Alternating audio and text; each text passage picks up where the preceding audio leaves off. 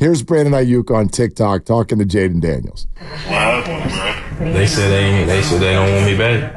I swear. Yeah, there it is. They said they don't want me back for real. And then here's the Klay Thompson news, which is that on Friday he unfollowed the Warriors on Instagram and then removed some Warrior-related pictures. And then Shams said this on FanDuel TV. Klay Thompson, I'm told, is open to all external options in free agency coming up. He intends to test free agency. We know the Warriors want him back. They offered him an extension before the start of the season. They're going to see if there can be a deal that gets done, but he's going to be there in the marketplace, seeking offers elsewhere. Could an Orlando step up? What team out there could step up for Klay Thompson? That is going to be the big question, but the Warriors will stay in touch with him and see exactly where he's going to end up going. There's one additional piece, and what really got me on the Shams thing, just like quick 10 seconds on each of these, the Aiyuk thing on TikTok, to me, screams sort of like a ploy because you're giving us a tiny little piece of a conversation where you say, they don't want me back. And obviously there was more to that conversation, and I'm like, well, why'd you leave that out? I know TikTok, it gives you a little bit more time than that. It doesn't need to be 3 seconds. It could be longer than that. You left it out. Why? The Shams thing screams to me in the end when he says the Warriors will keep in touch with Klay. Keep in touch is no different than sending, like an emoji, like liking a text. That it means the conversation's over. Right. It's what you write in someone's yearbook. Have a great summer. KIT. KIT. Keep in touch. And basically, you put that without putting down your phone number or your email address because you don't really want to keep in touch. Yeah. I mean, keep in touch means we'll see you in March when Orlando comes to town, and we're going to have a nice video tribute for you then. If you, and I know you don't, let's say you had a deal coming up here at 95.7 The Game, yep. And then you went down the hall and you grabbed Matt and you said, hey, it's time to maybe talk. I would like to talk about a new deal.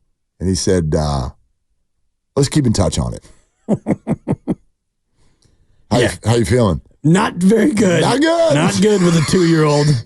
Not great, Jim. Back to you. Let's keep in touch on it. We're focused first on Grandy and Lucas and making sure that they get taken care of. If something falls through, we're going to keep in touch. I mean, no wonder he unfollowed the Warriors. Keep in touch. Well, I don't know if there was any other way to do this. And again, we don't know exactly what has transpired. But when you just look at all the things we do know, what is it that the Warriors could have said to Klay to not tick him off? Is there anything? Yeah. And again, the parameters are in place. We're not going to sign you because we feel sorry for you. We're not going to give you $30 million just because someone else will. The situation is the situation. We're up against it with the cap, and we didn't make the playoffs last year with you fully healthy. Those two things are not arguable. So what can you say to Klay, prideful Klay, who still wants to be prioritized, paid, and loved? Nothing that he wants to hear. I mean, the only thing you could say is, Klay, we're going to give you $30 million a year, and we're going to sign you 3 years and 90. But you're not doing that. So the only thing you can say to Klay is what they've done. I'm sure that they've done everything that they can to let him know the situation. And the situation is, we're trying to find a player better than you by hook or by crook, probably through a trade. None of that can happen until we get closer to free agency. And at the end of it, like you said, it's about priorities. And for Klay, he's probably plan E. He's not plan A, B, C, or D. These are all things that have to get sorted out before they even get to Klay. And Klay wants to be somebody's plan A. Right. And that's where, and I don't blame him. I think actually he wants to be the Warriors' plan A. But he's not going to be their plan A. Correct. And that's why I think that we are where we are now. Right. My point is, I think he'd even, all things being equal, he might take being someone else's plan B as opposed to being the Warriors' plan C, or as you call him, plan E. I don't know if he's plan E, but the Warriors have got to make changes. And unfortunately for Klay Thompson, he represents the inability to make changes. That's actually what I would almost say to him. If I were the Warriors, and maybe they have, and maybe he won't accept this, but I would look at Klay and be straight and go, we badly want you back. We are actively just totally attached to the idea of you being a forever Warrior. Here's the problem, Klay. We didn't make the playoffs last year. We have got to make changes. We've got to try to improve our roster. And contractually, with what you're worth, that represents the inability for us to make any other changes. So what do we do? And Klay's probably sitting there going, that's a you problem. That's not a me problem. And by the way, sure you can. Sure you can. You've been doing it for years.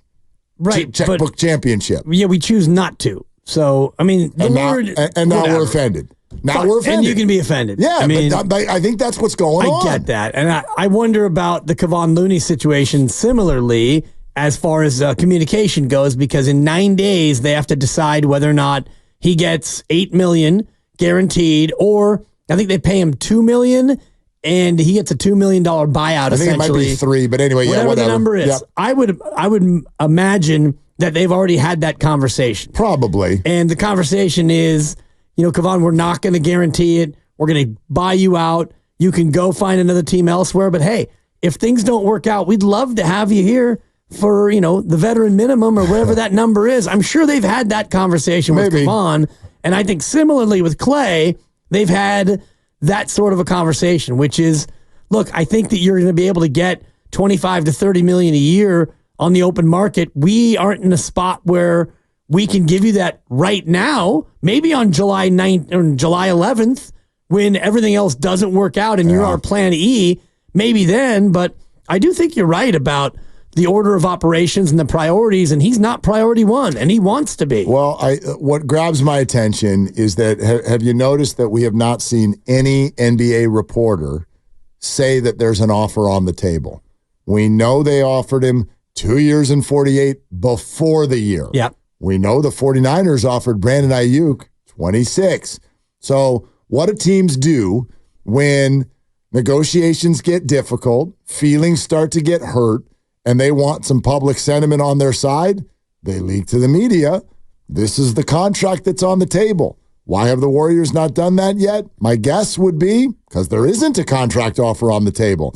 And that is probably what is hardest for Klay. How can you not at least put something on the table? And the Warriors are like, because we don't know what we're doing yet. We got a bunch of other stuff to do first. And I just don't see any way. Like, this is one, it's not that I get both sides, but I get both sides. I don't think there's really a side for us to take here. The Warriors are stuck. Klay's worth $30 million. I wouldn't suggest to either of them that they should force it. Klay, if you're worth $30 million, go get your $30 million. And Warriors, don't give him $30 million if you think you're going to stink next year if you give him $30 million. Right. So you're both right. I'm not taking sides, but I get why this ended up being something that's not harmonious. Yeah, seemingly it is. I don't know if it's acrimonious, but the fact that he did what he did on social media in this day and age, that's an indication of how he's feeling.